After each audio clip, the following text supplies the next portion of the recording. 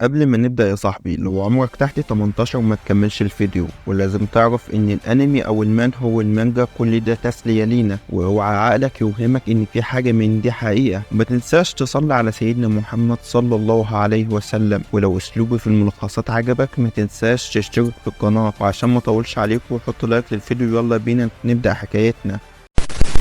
بتبدأ حكايتنا مع راجل ماشي وبيقابل تنين في وشه، والتنين أول ما بيشوفه بيهاجمه على طول، ولكن الراجل ده بيرفع إيده بيخلص عليه في ثواني، وبعد ما بيخلص عليه بيقول في نفسه ليس بعد، أنا لازم أبقى أقوى من كده. وفي مكان تاني بنشوف عيل صغير وده بطل قصتنا واسمه راجنا، بيكون بيحارب في تنين برضه، والتنين بيهجم على راجنا وبيطيره لورا، وفجأة بتظهر بنت صغيرة وبتخلص على التنين في لحظة، ودي اسمها ليون. ليون بتقول له وانت في ساحة المعركة ما تسرحش. راجنا بيقول لها حاضر وشكرا ليك انك انقذتيني. وبعد كده بنعرف ان ده عصر التنانين، وعشان تقدر تقتلهم في طريقتين بس. الطريقة الأولى هي عبر تجميد دماغهم باستخدام الزنكي، ودي سيف بيحوي هالة فضية المبعثة من الأسلحة المصاغة من الفضة، والطريقة التانية هي حرق أجسامهم بأشعة الشمس. وبعد كده ليون بتجمد قلب التنين اللي في إيديها وبتحطه في شنطة وبتقول المهمة اكتملت بنجاح، يلا خلينا نرجع. وأول ما بيرجعوا النقابة بنعرف إن ليون هي أكتر شخص قتل تنانين حاليا في مدينة ليل وترتيبها الأول. وبعد كده بيروحوا مطعم عشان ياكلوا، وهم بياكلوا واحد بيقول أنا شايف إنك عايش عيشة حلوة يا راجنا. ليون بتبصله بتقول مين ده؟ بيرد عليها بغضب وبيقول لها أنا سايكس، المصنف رقم 2 في قتل التنانين، وبيكون ده تاني أكثر شخص قتل تنانين بعد ليون. سايكس بيقول مش مهم وبيروح عشان يتنمر على راجنا، ولكن ليون بتتدخل وبترفع سيفها عليه وبتقول له أنت بتسعى للثروة والمجد، أما أنا بسعى عشان أكون الأقوى، حتى إن هقتل ملك التنانين نفسه وهكون الأقوى في العالم. وبعد كده ليون بتقول لراجنا يلا خلينا نروح عشان ننام، وبيروحوا. أول يوم ما بيتنام راجنا بيطلع بيفضل يتدرب للصبح، وهو بيتدرب بيقول أنا ما عنديش أي موهبة، حتى لو فضلت طول عمري أتدرب عمري ما هوصل لمستوى ليون، بس ده مش مهم طالما هقدر أرد معروفها قبل ما أموت. وفجأة بيظهر خيال واحد وراه، وده نفس الشخص اللي شفناه في أول الفيديو، وبيقول له ده غير ممكن وده لأنها هتموت. وهنا بيتكلم عن ليون، وراجنا بيكون واقف مصدوم وبيشوف إن المدينة كلها بتتدمر وبيقول إيه اللي بيحصل. وفجأة بيشوف ليون بتموت قدامه، ولكن بيطلع إن ده كله كان حلم. ولكن فجأة بيسمع صوت في راسه بيقول له إن الوقت قرب خلاص. وتاني يوم بيروح النقابة عشان ياخدوا مهمة، ولكن بيتفاجئ إن كل المهمات اتلغت. وبعدها بيروحوا البيت تاني بيروحوا يناموا، وراجنا برضه بيحلم نفس الحلم وهي ليون بتموت، وبيقوم من النوم مفزوع وبيعيط. وتاني يوم راجنا بيفضل يتدرب بجنون لغاية ما بيقع على الأرض من التعب، وأول ما بيفتكر كلام الراجل اللي قاله إن ليون هتموت بيقوم يتدرب تاني زي المجنون. وبعد كده بنشوف سايكس وفاروق بيقولوا إن التنانين بدأت تتصرف بغرابة من كذا يوم كده، وبدأت تتجه نحو الشرق، واللي موجود هناك مدينة دونابيرو. سايكس بيقول مستحيل، المدينة دي أديلها عقد من الزمن مفيش تنين هاجمها. وبنشوف كده على جنب ليون وراجنا واقفين، وليون بتفضل تكلم في راجنا، بس راجنا بيكون بيفكر في الحلم اللي ليون بتموت فيه، وبيقول ده مستحيل يكون حلم، وكمان مين الراجل ده؟ وفي اللحظة دي بيفوق وهي ليون عمالة تنادى عليه. ليون بتقول له كنت سرحان في ايه؟ وبعدها بتمسك ايده وبتقول له انت كنت بتتدرب جامد اليومين اللي فاتوا. وبعد كده راجنا بيقول في نفسه ان التنانين قتلوا والدي وانا صغير، وبعدها اقارب خدوني معاهم والتنانين قتلتهم برضه. وبعد كده تم بيع الواحد غني، ولكن المرة دي التنانين حرقت كل املاكه. وبعدها بيبدأ اشخاص يضربوه بيقولوا له انت السبب في ده كله، انت اللي جذبت التنانين ناحيتنا ومش بعيد تكون واحد منهم. وبيفضلوا يضربوا فيه، وفي الوقت ده بتظهر ليون وبتقول له ايه رايك تصطاد التنانين معايا؟ راجنا بيقول لها استني، انت لو فضلت معايا التنانين هتموتك. ليون بتقول له ده مش خطأك، الضعيف هيموت وبما اني قوية فانا مش هموت. وبنرجع للوقت الحاضر وراجنا بيصحى من النوم بسبب الحلم وبيقول ان الوقت قرب. وتاني يوم في النقابة بيكون في ناس كتير قلقانة، وبيطلع ان دولة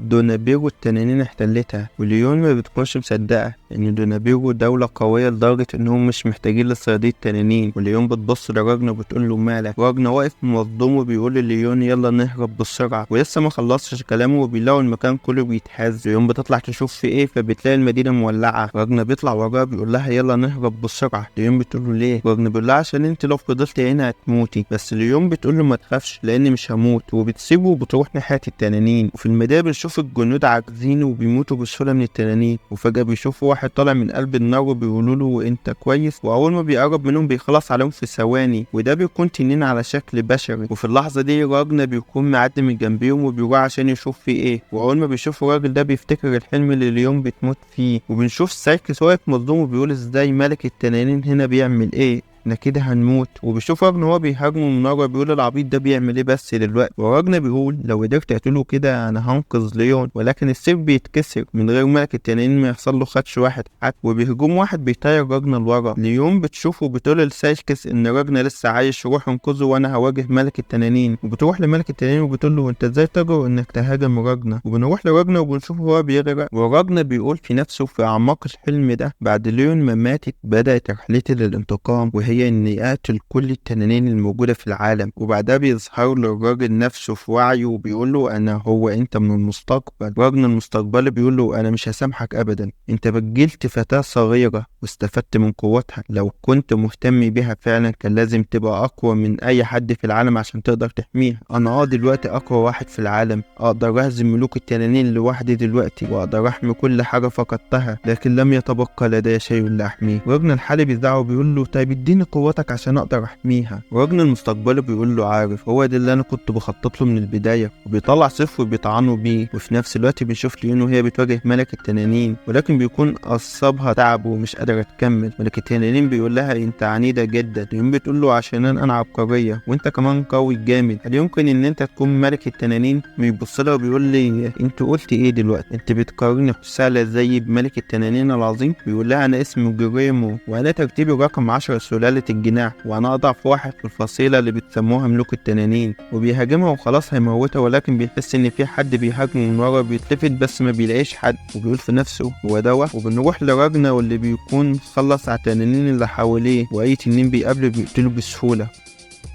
بيقفز وبيروح لجريمو وبيقف قدامه. جريمو بيتصدم منه وبيقول الشعور ده نفس الشعور اللي شعرت بيه من ملوك التنانين دول اللي اختارهم ملك التنانين اللي يصبحوا قادة للسلالات. جريمو بدا وبيتحول لتنين بسرعة، بيقول ده شكل الحقيقي وانا بكامل قوتي. بس راجنا بيقطع كلامه وبيخلص عليه في ثواني. وسايكس وليو واقفين مصدومين من اللي شايفينه. راجنا اول ما بيشوف ليو بيجري عليه وبياخدها بالحضن. وبنشوف مشهد كده لراجنا المستقبلي بيكون في واحد واقف قدامه وبيقول له انت مت وانت واقف، انا قلت لك ان هناك ثمن يجب دفع، نفسك الماضية مش هتعيش كتير ومع ذلك انت فرحان. احنا كنا مع بعض لفترة طويلة وعمره ما شفتك بتضحك. وبنرجع للحاضر وبيطلع في نفس اليوم ده ان في 7 مدن اتهاجمت من ملوك التنانين وتم تدمير 6 منهم. وفي نفس اليوم ولد حصدر واحد تنانين راجنا. وتاني يوم ليون وراجنا بيكونوا قاعدين في غرفة وبيدخل عليهم سايكس وبيقول له انت بتعيط ليه يا واحد؟ ليون بتقول له انت بتعمل ايه هنا؟ سايكس بيقول لها ده بيت، انت طلبت مني اجر له غرفة بما ان النزل اللي كنت بتناموا فيه اتدمر. راجنا بيقول له هنسيب المدينة ونمشي بما ان ملك التنانين ناوي يدمر المملكة كلها، وكلمة الملك مطلقة، ولو عبرنا الحدود مش هيجوا ورانا، وحظنا حلو لان الحدود قريبة من هنا. وهم قاعدين في هزة بتحصل وبيطلعوا عشان يشوفوا في ايه، وبيطلع الغابة بتهاجمهم. واليوم بتجري ناحية الغابة وبنشوف كده في الغابة راجل ضخم قاعد، وبيطلع ده لورد من لوردات ملك التنانين واسمه روكتاف.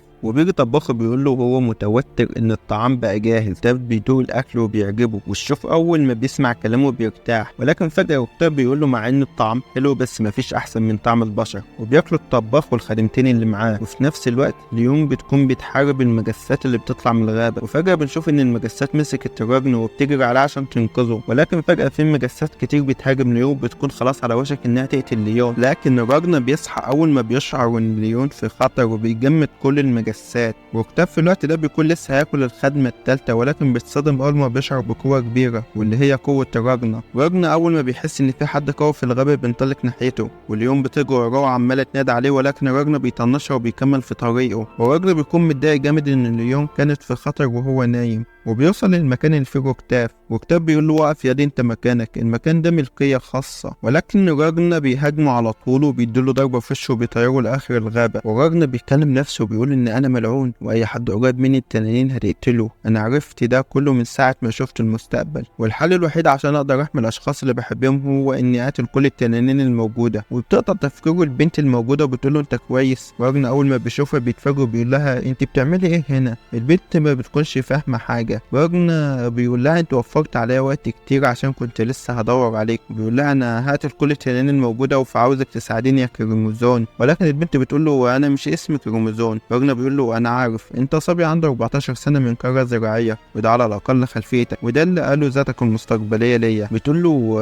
انا اسمي إليز ومش عارف انت بتتكلم على ايه. راجنا بيقول له انت لورد ملك التنانين الاول واسمك كروموزون، وعشان حاولت تقتل ملك التنانين بقيت خائن، وانت هدفك هيكون تقتل كل التنانين حتى نفسك. وايه رايك نتعاون ونقتل كل التنانين؟ وبما ان انفسنا المستقبليه ما قدرتش تحقق ده، عشان كده خلينا ننجح المره دي. ولكن فجاه إليز بتضربه وبتكف على وشه وبتقول له انت عاوز تخليني ولد بالعافيه. وبتيجي ليون وبتتفاجئ ان روكتاف واقف وراهم ومتضايق جامد وبيهجم على راجنا، بس راجنا بهجوم واحد بس بيخلص عليه تماما. بعدها ليون بتقول له انا مش قلت لك اول ما قابلتك انك هتبقى قوي حتى انك بقيت اقوى مني؟ بس راجنا بيقول لها انا عاوزك ترضي الناس اللي موجوده هنا وتعدي الحدود. ليون بتقول له وانت هتعمل ايه؟ راجنا بيقول لها هفضل هنا عشان عندي حاجه هعملها. بس ليون بتقول له انا هاجي معاك. بس راجنا بيقول لها مش هينفع، الموضوع خطير جدا. راجنا بيقول لها انت ضعيفه ولو فضلت معايا هتموت، وده بيخلي ليون تتضايق جامد وبتهجم على راجنا. بس راجنا بيصدها بصبع واحد بس وبيقول لها وداعا وبيسيبها وبيمشي. وبعد كده بنشوف سايكس وهو شايل ليون وماشيين عشان يعدوا الحدود ويعيشوا في امان. واول ليون ما بتصحى بتعيط لان راجنا سابها ومشي، وفي نفس الوقت راجنا بيكون واقف على مكان عالي وشايفهم. إليز بتقول له انا مروحه، انت عاوز حاجه؟ راجنا بيقول لها ساعديني يا كروموزون. إليز بتقول له انت عبيط يالا، انا لو كنت تنين كانت الشمس زمانها حرقت. راجنا بيرد عليه ويقول له انت قوه ملك التنانين بتاعتك لسه مختومه. إليز بتتضايق جامد بتقول له انا امراه وروح حرب اللي هتحاربه بعيد عني. بس راجنا بيقول لها انت تقدري تغيري جنسك في اي وقت. وبعد كده وهم قاعدين في الليل بيلاقوا شويه تنانين طايرين في الاتجاه اللي ليون راحت فيه، بس راجنا بيروح وراهم وبيخلص على تنين بسهوله. في نفس الوقت كروموزون كان عامل نفسه عبيط الفتره دي كلها وبيعجب بقوه راجنا، بيقول ده اكيد هيساعدني في قتل التنانين. واخيرا كروموزون بدا يكشف عن نفسه الحياه وبيطلع سلايم من معدته وبيخلص على باقي التنانين بسهوله. كروموزون بيقول لراجنا انا مستعد اتخلف معاك بس بشرط اشرب السم ده، هو مش هيعمل لك حاجه بس تاثيره يشتغل لو عصيتني. بس راجنا بيشرب السم من غير تفكير. كروموزون بيقول له احنا نقتل كل سلالته وبعد ما نخلص راجنا بيقول له عارف بعد ما نقتل كل التنانين انا هقتلك. وبعد كده بنشوف في مكان كده لورد من لوردات ملك التنانين قاعد يعذب في شويه نساء، وفي مكان تاني بنشوف اشخاص بيحاربوا التنانين. وفجاه بيوصل راجنا وبيبدا يقتل في التنانين واحد ورا التاني، والاشخاص دول بينبهروا بقوته. وراجنا بيخلص على التنين بسهوله. كروموزون بيقول له انا بقيت مهتم بفنك القتال الفضي وعاوزك تقتل تنين باسرع وقت ممكن. راجنا بيقول له سيب الموضوع عليا يا كبير. بس كروموزون بيقول له انت مش الشخص اللي يجب استخدامك، انا عاوزهم هم يعملوها. وبعدها بيروح للناس وبيقول لهم ما تقلقوش احنا قتلنا كل التنانين الموجوده، واللي قتلهم الراجل ده واسمه راجنا قاتل التنانين وانا ساحره متواضعه. كروموزون بيقول في نفسه انا هخدع الناس دي وهستغلهم لمصلحتي. الناس اول ما بتشوف السلايم قتل تنين وتحول لشكل بشري بينبهروا اكتر بقوتها. كروموزون بيقول لهم ان ده حيوان اليف صنعته بالسحر. بيتقدم واحد من الاشخاص دول وبيقول لهم انا اسمي مايكل وفي تنين محدش قادر يقتله الا انتوا بس، وده موجود في مدينه توركتيري. كمان كان في عاصفه جامده دمرت المدينه وانا شفته في قلب العاصفه نفسها. كروموزون بيقول للراجل ان ده لورد ملك التنانين التالي تنين السجن العاصف واسمه توريفور. راجنا لسه هيمشي بس كروموزون بيقول له انت رايح فين؟ راجنا بيقول له رايح اخلص عليه. كروموزون بيقول له مش هتقدر وبيخبطه خبطه بسيطه فبيقع على الارض وبيقول له انت عارف انت مش قادر تتحرك ليه؟ ده عشان انت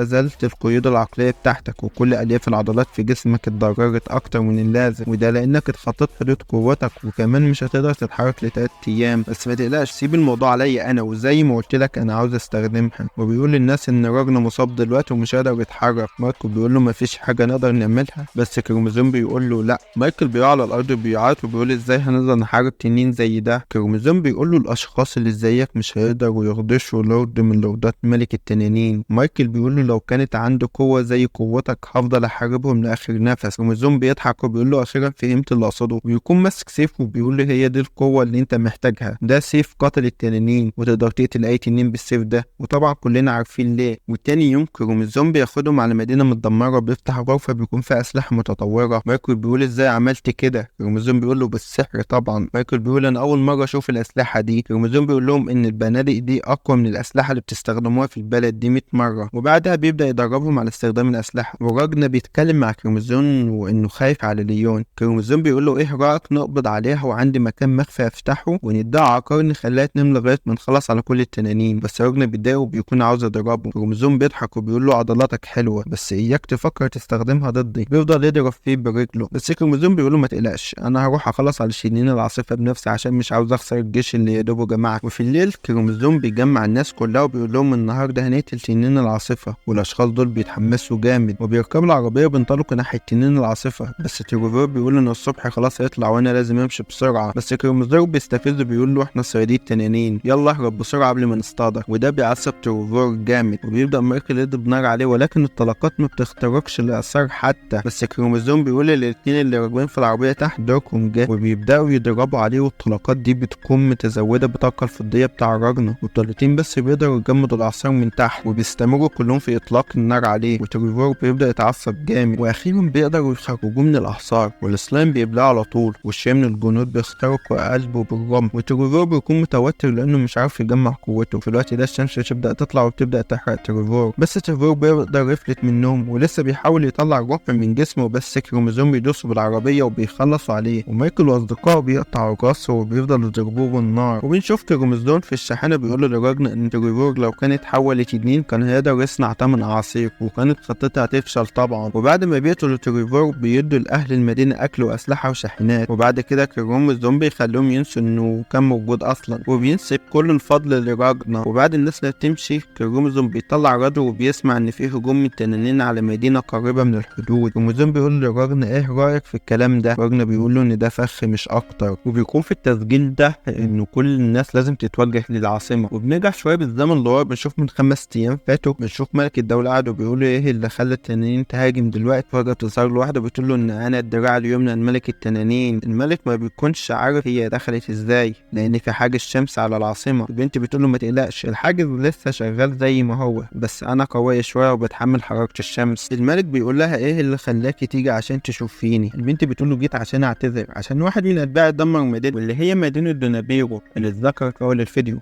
وبيطلع ان دولة دونابيرو التنانين احتلتها، وليون ما بتكونش مصدقة ان دونابيرو دولة قوية لدرجة انهم مش محتاجين لصيادين التنانين. الملك ما بيكونش فاهم اي حاجة لدرجة انه مش مصدق ان دي تنين اصلا. لكن فجأة تصرفات البنت بتتغير وبتقول له انا ما كنتش عاوزة ادمر مملكتك بس ملك التنانين امرنا بكده. الملك بيقول لها انت عاوزة تخوضي حرب ضد مملكتي؟ البنت بتقول له الموضوع مش هيوصل لكده اصلا لانكم ضعاف جدا. الملك بيحول الحاجز لهجوم بيكون لسه هيخلص عليها، ولكن في واحد من الحراس اللي واقفين بيتحرك وبيدمر سلاح الهجوم ده تماما. بس ملك التنانين بتتضايق من تصرفاته وبترجع بالزمن تاني وبتقول للملك اشفع اللي عمله اتباعي. الملك بيكون مفزوع من اللي شافه بيقول انا موت، انا ازاي لسه عايش؟ ملكة التنانين بتقول له ما تقلقش انا رجعت بالزمن. الملك بيقول لها هو انت ملكة التنانين؟ البنت بترد عليه وبتقول له انا مجرد خادمة لملك التنانين. الملك بيقول لها ملكك ده عاوز يدمر دولتي، بس البنت بتقول له انا عاوزاك تساعدني وتاكد ان الناس دي كلها هتموت من غير خوف ولا قلق. وكده عرفنا ليه راجنا قال ان ده فخ. ببساطه يجمعوا الناس كلهم في مكان واحد ويقتلوهم مره واحده. بعد كده بنشوف لمحه من مستقبل راجنا بعد كل البشر ما ماتوا وفضل هو بس، وكل لوردات ملك التنانين اجتمعوا عليه عشان يقتلوه. راجنا بيقول كل اعدائي قدامي بس انا مش قادر اتحرك. بيتقدم واحد من لوردات ملك التنانين وبيكون صاحب المقعد التاني تنين البرق، بيمسك رقبه راجنا بيقول له احنا هنعذبك مش هنقتلك. بس خادمه ملك التنانين بتقول لهم ايه رايكم نرحب بيه في جماعات. بتروح لراجنا بتقول انا اسمي التي وانا سلف سلاله التنانين. تقعد كده ترغي شويه. راجنا ما بيكونش فاهم حاجه. واحد بيقول له هي قصدها انها تحولك لتنين زينا. جيجون بيقول له ان احنا في الاصل كنا بشر زيك اصلا. بس راجنا بيبداوا بيقول لهم بعد ما قتلتوا ليون والبشريه كلها عاوز تقول انكم كنتوا بشر كمان عاوزين تحولوني لتنين؟ الحاجه الوحيده اللي انا عاوزها هي انكم تموت. بس في واحد من اللي واقفين واللي اسمه زارا بيقول له انت لو انضممت لنا كل كراهيتك تختفي زي ما حصل ليا بالظبط. التي بتقول لراجنا انا عاوز انقذك من اللي انت فيه، وبتطلع شويه دم وبتحولهم لسيف، وبتقول له انا هحط السيف ده في قلبك وهتتحول لتنين على طول. راجنا بيحاول يوقفها بس هو مش قادر يتحرك. التي بتقول له ما تقلقش انت مش هتنسى حاجه من ذكرياتك. تضرب سيف الدم وبيبدا راجنا يتحول لتنين. وبنرجع للوقت الحاضر وراجنا بيقوم من النوم مفزوع. كروموزوم بيقول له انت شكلك كنت بتحلم بحلم ممتع. راجنا بيقول في نفسه ان كروموزوم شرير بس هو احسن من الف. كروموزوم بيقول لراجنا ان احنا خلاص وصلنا للعاصمه، خلينا نشوف اذا كنا نقدر نشوف سيلفي تانيين قالته ولا لا. واول ما بيدخلوا العاصمه كروموزوم بيقول لهم من هنا ورايح تنادوني فيرونيكا. بعد كده كروموزوم بيقول لهم انا هبدا احضر خطتي، وبتقول لسلايم انه يخلي باله من راجنا وانا هغيب ساعتين كده وارجع لكم تاني. كروموزوم بيقول في نفسه وهو ماشي انهم بداوا يخلصوا على الناس شويه شويه، وده لان المفروض تكون العاصمه مليانه ناس وبيقتلوا شويه من الناس من غير الناس ما تعرف. بنشوف في نفس الوقت راجنا وهو بيتمشى في المدينه وفجاه بيقابل ألف وبيفتكر كلام كروموزوم. هو بيقول له انت احتمال تقابل ألف، اياك تقتلها لوحدك. وألتي بتقرب منه وبتقول له انت وشك ساحب جدا، هو انت مريض ولا ايه؟ طبعا هي ده كله ما تعرفوش، بس راجنا عارف. شكل الانمي هيولع من هنا يا صاحبي. وبس لحد هنا بينتهي الجزء بتاعنا، ولو عجبك قول لنا في التعليقات. ما تنساش اللايك والاشتراك يا عم، والسلام.